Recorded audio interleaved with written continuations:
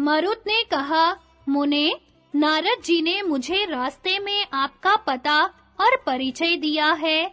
आप मेरे गुरु अंगीरा के पुत्र हैं। यह जानकर मुझे बड़ी प्रसन्नता हुई है। संवर्त ने कहा, राजन, तुम ठीक कहते हो। नारद को यह मालूम है कि मैं यज्ञ कराना जानता हूँ, किंतु मेरा स्वभाव तो अपनी मौत से काम करने का है। मैं किसी के अधीन नहीं रहता, अतः तुम मुझसे क्यों यज्ञ कराना चाहते हो? मेरे भाई बृहस्पति इस कार्य में पूर्ण समर्थ हैं। आजकल इंद्र के साथ उनका बड़ा मेल जोल है। वे उनके यज्ञ आदि कार्य कराया करते हैं, इसलिए उन्हीं से अपना यज्ञ कराओ। मरुत ने कहा, ब्राह्मण, मैं पहले बृहस्पति जी के ही पास गया था। वहां का समाचार बताता हूँ, सुनिए। वे इंद्र को प्रसन्न रखने की इच्छा से अब मुझे अपना यजमान बनाना नहीं चाहते। उन्होंने स्पष्ट कह दिया है कि अमर यजमान पाकर अब मैं मनुष्यों का यज्ञ नहीं कराऊंगा। साथ ही इंद्र ने मना भी किया है कि आप मरुत का यज्ञ न कराइएगा। इंद्र की इस बात को आपके भाई ने भी स्वीकार कर लिया है। अतः अब मेरी इच्छा है कि मैं भी इंद्र को मात कर दूं और आप ये यज्ञ कराएं। अब बृहस्पति के पास जाने का मेरा विचार नहीं है, क्योंकि बिना अपराध के ही उन्होंने मेरी प्रार्थना ठुकरा दी है। संवर्त ने कहा, राजन, यदि मेरी इच्छा के अनुसार काम करो तो तुम जो कुछ चाहोगे वह सब निश्चय ही पूर्ण होगा। जब मैं तुम्हारा यज्ञ कराऊंगा तो इंद्र और बृहस्पति मेरे साथ द्वेष करेंगे। उस समय तुम्हें मेरे पक्ष का समर्थन करना होगा, किंतु इस बात का मुझे विश्वास कैसे हो कि तुम मेरा साथ दोगे? अतः जैसे भी हो मेरे मन का यह संशय दूर करो, नहीं तो अभी क्रोध में भरकर मैं बंधु बांधवों सहित तुम्हें भस्म कर डालूंगा। मरुत ने कहा, ब्राह्मण, यदि मैं आपका साथ छोड़ दूं तो जब तक सूर्य तपते हों और जब तक पर्वतों की स्थिति बनी रहे तब तक मुझे उत्तम लोकों की प्राप्ति न हो तथा मैं कभी भी अच्छी बुद्धि प्राप्त न कर सकूं। संवर्त ने कहा, राजन, तुम्हारी उत्तम बुद्धि सदा शुभ कर्मों में लगी रहे। अब मेरी बात सुनो। मेरे मन में भी तुम्हारा यज्ञ कराने की इच्छा है, अतः इसके लिए तुम्हें अक्षय धन की प्राप्ति का उपाय बतलाऊंगा। उस धन से तुम गंधर्वों सहित देवताओं और इंद्र को भी नीचा दिखा सकोगे। मैं सच कहता हूँ, मुझको अपने लिए धन अथवा यजमानों के संग्रह का लोभ नहीं है।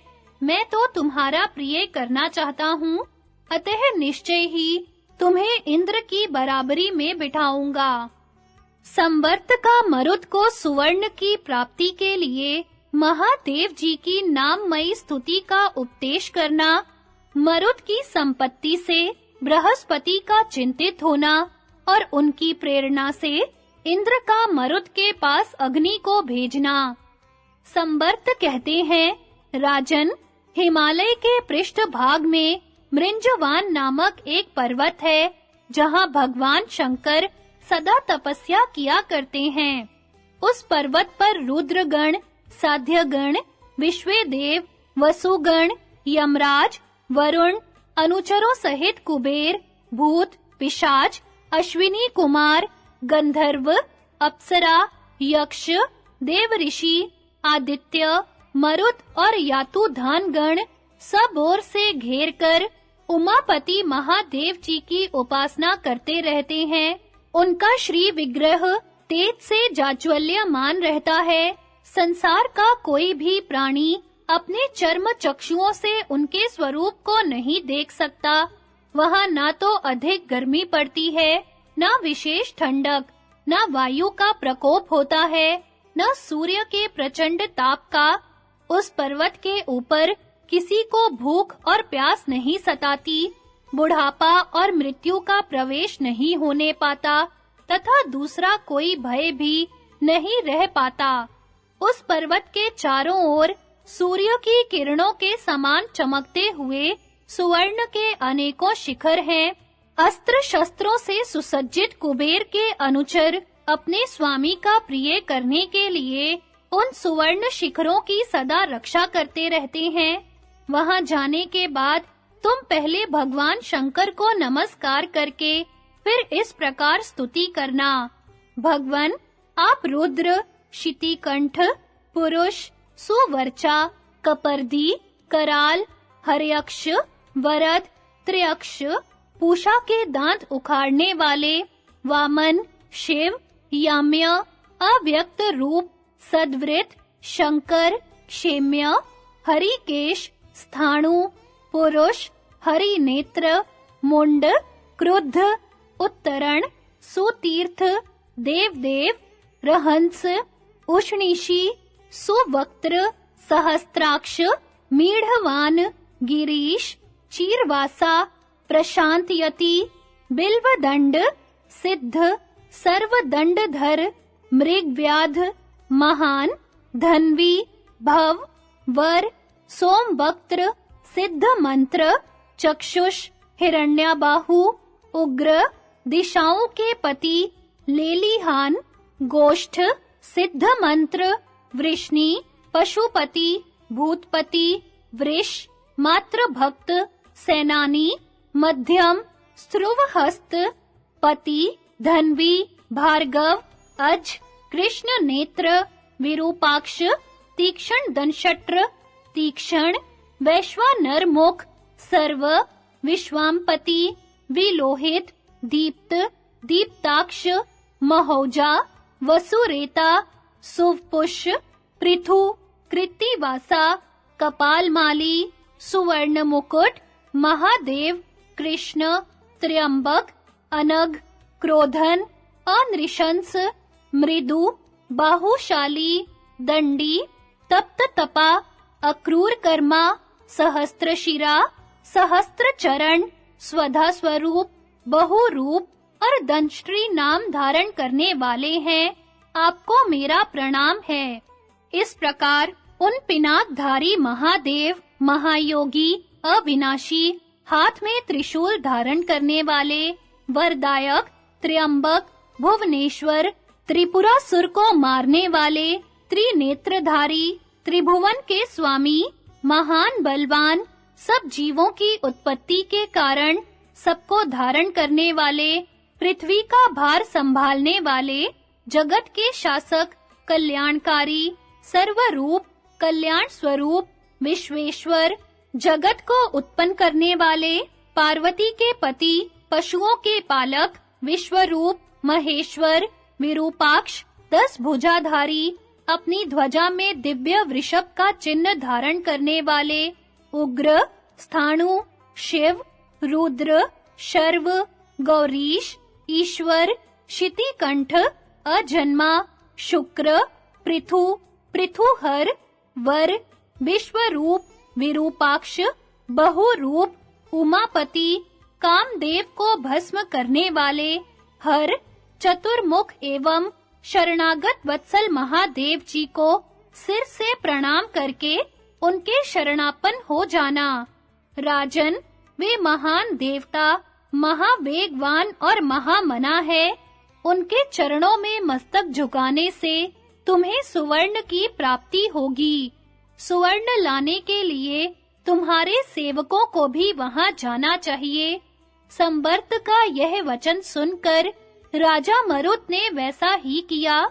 इसी से वे यज्ञ का सारा संभार अलौकिक रूप से करने लगे। उनके कारीगरों ने वहां रहकर सोने के बहुत से पात्र तैयार किए। उधर बृहस्पति ने जब सुना कि राजा मरुत को देवताओं से भी बढ़कर संपत्ति प्राप्त हुई है, तो उन्हें बड़ा दुख हुआ। वे चिंता के मारे पीले पड़ गए और यह सोचकर कि मेरा शत्रु संवर्त बहुत धनी हो जाएगा, उनका शरीर अत्यंत दुर्बल हो गया। देवराज इंद्र ने जब सुना कि बृहस्पति जी अत्यंत संतप्त हो रहे हैं, तो वे देवताओं को साथ लेकर उनके पास गए और इस प्रकार पूछने लगे, विप्रवर, आपको यह मानसिक अथवा शारीरिक दुख कैसे प्राप्त हुआ है, बताने की कृपा कीजिए। मैं आपको दुख देने वालों का नाश कर डालूंगा। बृहस्पति जी ने कहा, इंद्र, लोग कहते हैं कि महाराज मरुत उत्तम दक्षिणाओं से युक्त एक महान यज्ञ की तैयारी कर रहे हैं, तथा यह भी सुनने में आया है कि संवर्त ही आचार्य होकर वह यज्ञ कराएंगे, किंतु मेरी इच्छा है कि संवर्त के आचार्यत्व में उस यज्ञ का अनुष्ठान न होने पावे। इंद्र ने कहा, गुरुदेव, आप तो देवताओं के पुरोहित हैं, आपने जरा और मृत्यु दोनों को जीत लिया है, फिर संवर्त आपका क्या बिगाड़ सकते हैं? बृहस्पति जी ने कहा, देवराज, शत्रुओं की समृद्धि दुख का कारण होती है। मेरा शत्रु संवर्त समृद्धिशाली होना चाहता है, यही सुनकर मैं उदास हो रहा हूँ।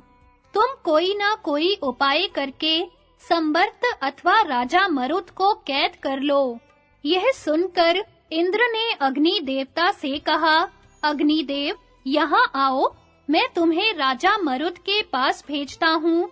उनकी सम्मति लेकर बृहस्पति जी को उनके पास पहुँचा दो।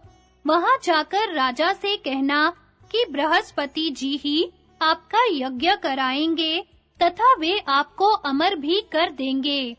अग्निदेव ने कहा, मघवन, मैं बृहस्पति जी को मरुत के पास पहुंचा आने के लिए आपका दूत बनकर जाऊंगा और ऐसा करके आपकी आज्ञा का पालन तथा बृहस्पति जी का सम्मान करूंगा।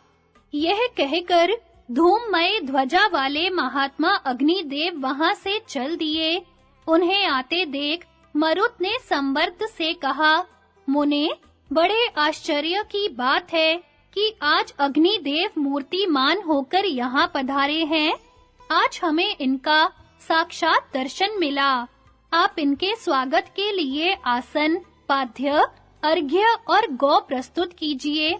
अग्नि ने कहा, राजन, मैं आपके दिए हुए पाद्य, अर्घ्य और आसन आदि को पा चुका। इसके लिए आपको धन्यवाद देता हूँ। इस समय मैं इंद्र की आज्ञा से दूत बनकर आपके पास आया हूँ। मरुत ने कहा, अग्निदेव, श्रीमान देवराज सुखी तो है ना? वे मुझसे संतुष्ट तो है ना? संपूर्ण देवता उनकी आज्ञा के अधीन रहते हैं ना?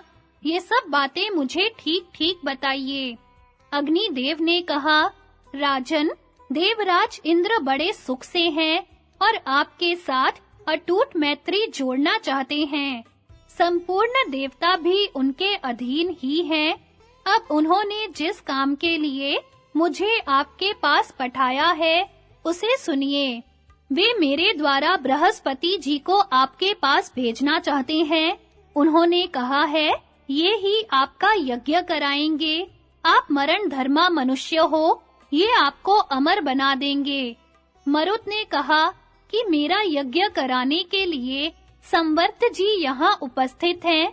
बृहस्पति जी के लिए तो मैं हाथ जोड़ता हूँ। वे देवराज इंद्र के पुरोहित हैं। मेरे जैसे मनुष्य का यज्ञ कराना उन्हें शोभा नहीं देगा।